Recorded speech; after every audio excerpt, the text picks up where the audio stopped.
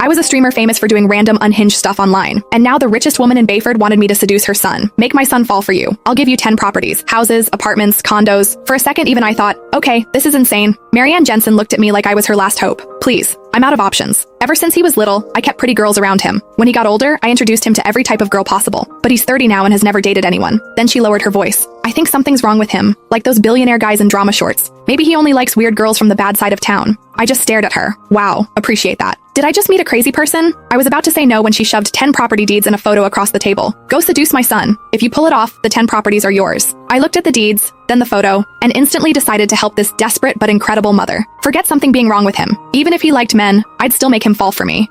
Thanks to Marianne pulling strings behind the scenes, I became the personal assistant to Jace Jensen, Bayford's golden boy. And the first thing he said when he saw me was, "How much did my mom pay you? I'll double it. Now get out." 2 months later, the job was over, but Jace stood there with red eyes crying. How could you use me and throw me away? I don't care. You're taking responsibility for this. How much did my mom pay you? I'll double it. Now get out. I'd barely stepped into Jace's office before he threw that at me. Wow. We spawned straight into nightmare mode. No wonder he was the hardest guy in Bayford to crack. The second I thought about those 10 properties, my motivation came roaring back. Didn't matter how impossible he was. For 10 properties, I'd crawl through hell smiling. I pressed my lips together. You already know your mom paid me to be here, so why waste money offering double? Jace looked a little surprised by how direct I was and finally glanced up from behind his desk. That look practically screamed, "All right, let's see your game." I didn't care. I dropped onto the couch like I owned the place. How about we help each other out? You pretend to be a little interested in me, I get paid and leave, and you get your mom off your back forever. His brows pulled together. Judging by his face, he was 2 seconds away from throwing me out again, so I cut him off first. Relax. I'm professional. I'm not crossing any lines. I shrugged. I'm here for the money, not for men. Jace nearly choked on my answer.